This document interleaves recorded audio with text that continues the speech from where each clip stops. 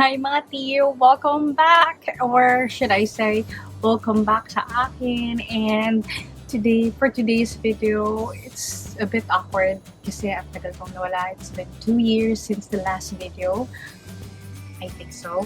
So, mag-get ready with me tayo. And for today, I'm gonna do my everyday makeup look. So, kung gusto nyo malaman kung ano yung ginagawa ko on a daily basis, I mean, in terms of makeup, just keep on watching. Start off with clean hands. So, mag-alcohol lang tayo.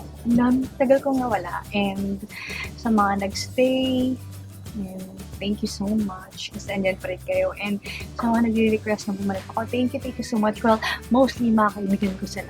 So, yeah, thank you. Kasi super supportive sila. So, to be honest, buburahin ko rin naman sila itong makeup ko. So, hindi na ako masyadong mag-prep. But, on a daily basis, I use this.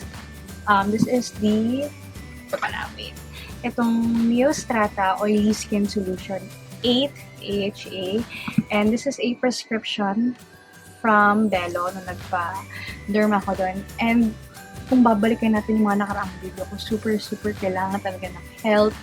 And I think, medyo nag-improve naman siya. I'm so sorry if tumitingin ako dito or doon kasi may mirror ako. And then, acne astringent.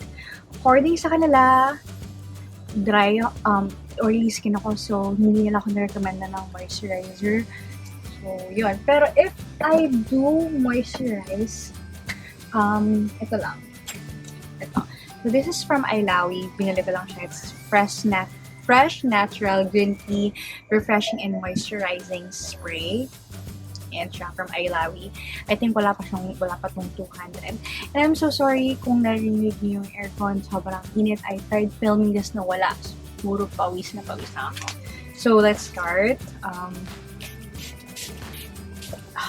Drench lang natin yung mukha natin. And dump lang para ma-absorb ng mukha yung moisture. Medyo nag-breakout ako ngayon kasi if you take a look at my skin, medyo nag-breakout ako. I think I'm gonna have my period now. Ayan. And talagang naging okay yung skin ko thanks to Belo. Medyo pricey lang talaga siya. But I think skin, you really have to invest. Diba? Ayan. Yeah. So, for today, on a daily basis, since nagpa-derma ako and since medyo umokay na yung balat ko, hindi na ako nagpa-foundation. And I used to be a foundation junkie. But, on a daily basis, tint ng eyebrows pag ayaw ko mag-cover. But, for today's video, we're gonna do BB cream. And I've been mixing these two BB creams. This is Low Hassel. This was given to me. Hindi ko na matandaan. And this is the Misha one. I'm in the shade 27. Nagamit lang tayo ng brush. I wanted to use my sponge. Pero, tinamad na ako hugas ng sponge. And, the bitch. Walang time natin. And naging healthy lalo yung skin ko, lalo na nung in-avoid ko yung foundation. Mas naging, hindi naman nawala yung pores, pero mas naging pino siya, I must say. And ang galing-galing talaga ng Belo. It took me just 2 to 3 sessions, and I took the glycolic, yun yung pinurchase ko sa kanila. And nagpakuha rin ako ng TCA pill. Ang price lang doon is yung gamot. The Neostrata, yung pinakita ko na AHA toner. I think that's what it is.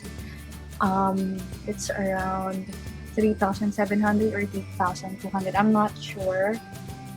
Sa medical plaza ako nagpa-derma, and unfortunately, wala na sila ngayon. Puro surgery na lang yung mga nandun. Yun. Hindi ko pa na-try. Since then, hindi na ako nagpa-derma. Sa Green Belt, meron na sila doon. And I think this December magpapagawa ako. I started, nung nagpabelo, it was September. and then dire-diretsong derma for a week interval, 2 session. And then gumaling na siya, and super yung downtime, talagang makikita mo na ang pangit ng balat mo, but it's worth it. Akala ko nga parang overhype lang and nasayang yung pera ko, but it's not, girl. Like, believe me, hindi. So, I think it's done. Okay na ba sa kanan? Hindi na ako nag-concealer. Medyo mukhang maitim yung mata ko sa under eyes ko yun sa camera, but it's not really in person. Magka-pantay naman siya. And I don't want to over-cover my skin. I want it to parang look natural. Kasi ako yung tissue. Miss ko talaga siya kasi wala lang. Ito yung outlet ko eh. And I think being busy, parang nawala yung passion ko for makeup. But hindi nawala yung panonood ko sa YouTube. It's always there. So, ayan. Super easy lang itong gagawin natin, guys. So, usually hindi na ako nagsiset kasi I have lately when I used yung mga nireseta sa akin ng Belo, naging dry yung skin ko and naging flaky siya. I think that's the purpose of it. Parang dinadry niya, parang kinukuha niya yung mga excess oil. So, yun. Next is tint. Blush tint. I use this. Hindi ko alam kung saan ito pwedeng makuha. But, kasi this was just given to me. Ito siya. I don't know if you can see. This is in the shade Peach Perfect. And what I do, dito lang. Hindi ko siya direktang in-apply. So, face ko.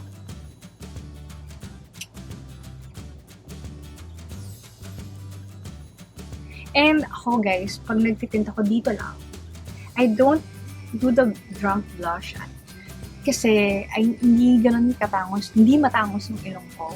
So pag nilagyan ko pa ng blush dito, ang effect niya, for me ito yung observation ko, nagiging flat. So kung gusto ko man yung drunk blush, dito ko siya nalagay sa gilid ng nose bridge ko.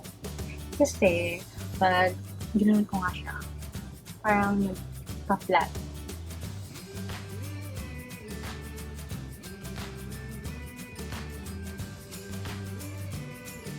I like about this blush kasi hindi siya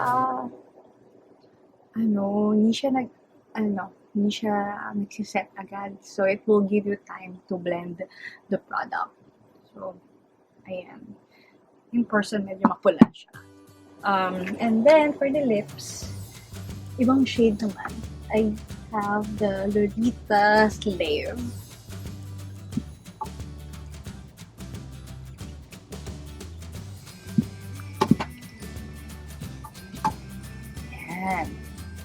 So, super basic lang itong gagawin. Medyo i-close up ko kayo. Makita niyo ang itsura. Okay. Nakikita niyo na yung blush. Ayan. Masyado bang close up. Let's do the face. Tapusin natin yung face. Ang gagawin natin is highlight. This is my favorite part. And, kumahan ko yung highlighter. This is my favorite highlight as of the moment. This is the Master Chrome My Face Studio. Sobrang ganda nito mga tea. Bumili na kayo. I got this from Shopee. Last stock na siya, and I got this for 400.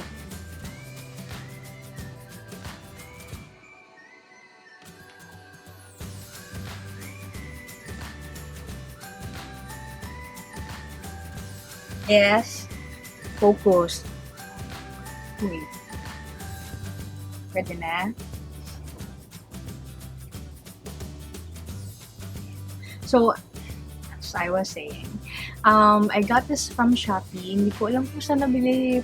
I think it's 480 pesos. Na-stock na rin siya kasi usually 500 pa. Pero mag-abangers na lang kayo pa nag-sale si Maybelline. So, yan. Nalagay natin. Gusto ko medyo glowy. And talaga nung hindi ako naayos nung nawala yung pimple ko. I mean, pimple is normal. And you have to embrace hindi perfect yung skin nyo. ako mas naging confident ako na kahit may mga marks pa rin ako, hindi na ako masyado nagpa-foundation like madalas na. You just have to be confident about your skin, and hindi naman siya madali rin. Hindi siya something that you can do overnight. You have to accept it. Kasi the more na you stress about it, lalo siyang mag-show.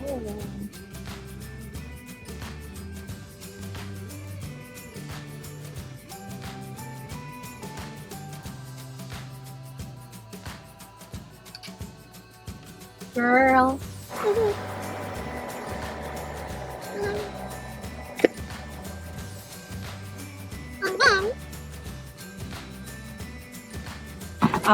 Next is sa face pa rin tayo, nose contour. Hindi perfect ang nose natin, so kailangan natin ng help. Ay, ito, maganda rin to. Super love, parang basang-basa. But this is hard to get. This is Milani. And number 2. Gamit ko rin yan.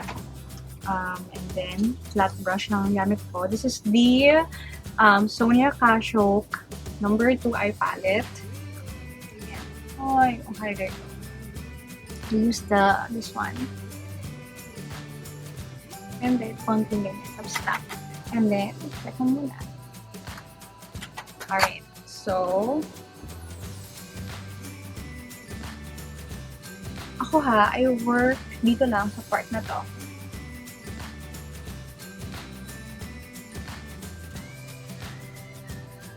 Parang crooked nose siya. I don't know, I can't explain it.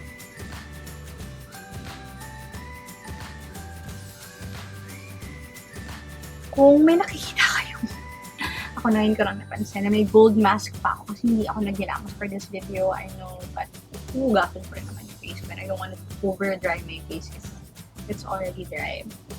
Pero kung may napansin kayo yung gold flecks, it's from my gold mask, to Snow Aura. I really love that. Ayan. Medyo umangat na yung nose natin. And then, blended with the same foundation powder. And, of course, we don't want to forget the highlighter.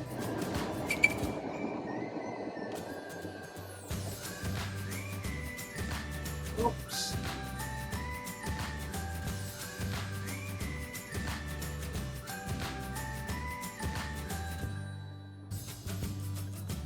And then, the eyebrows. Dito tayo sa eyebrows. Okay, sa eyebrows naman, ang ginagawa ko, since medyo makapal siya, but ang problema dito is hindi siya ganun ka-item. I brushed it.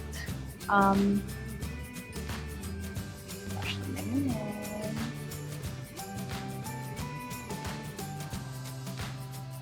And then, I use a mascara. Yes, mascara po, gamit ko. Sometimes I use the Hyper Curl for my old tube of my hair make. But today, tayo? Old tube ng heroin make. Pag mascara kasi ang ginamit mo, mas may grip yung eyebrows mo, mas intact siya. I mean, mas place na in the right places. If that makes sense. Yung eyebrows mo, mas mas gel, mas maayos. Ayan. And then brush mo lang. Ingat-ingat then you have to have light hands. Ito kasi it can look super fake. Ayan. See the difference. And then, kabila.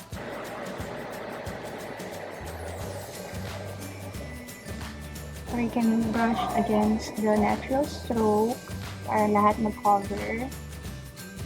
Light hands lang, I'm excited. And then, now, let's go to the eyes. I don't do anything basically for the eyes except for mascara. So, gagamitin na natin yung Shurumura. No, this is my Shiseido eyelash curler.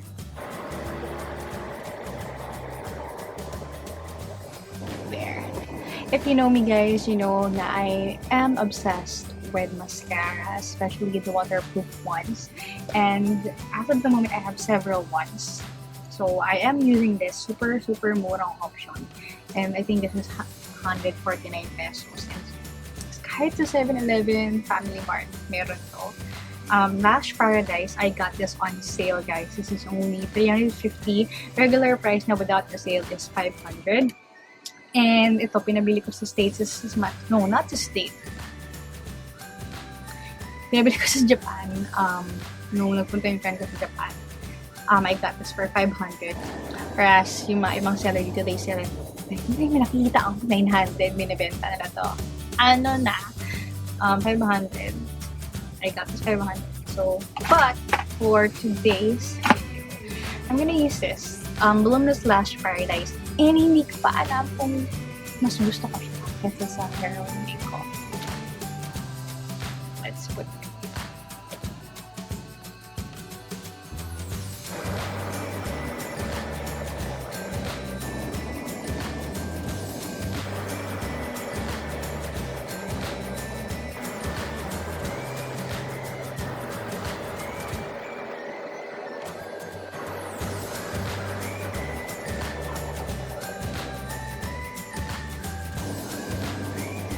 Ayan na siya. That's the finished work.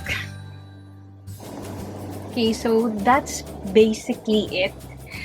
Finishing touches na lang tayo. Again, I'm gonna use the same highlighter. And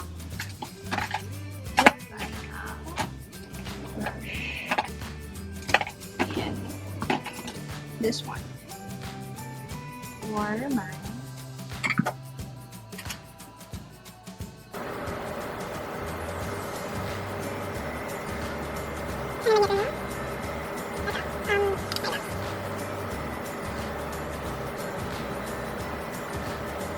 So, retouch din tayo ng lip tint.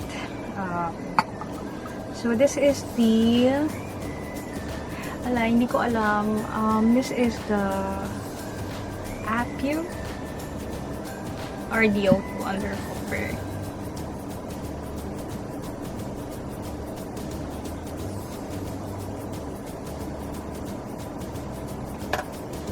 So that's the finished look, guys. So there, if you like this video and if you like this look, just give it a thumbs up and don't forget to please subscribe for more videos and more me on this video. Thank you so much.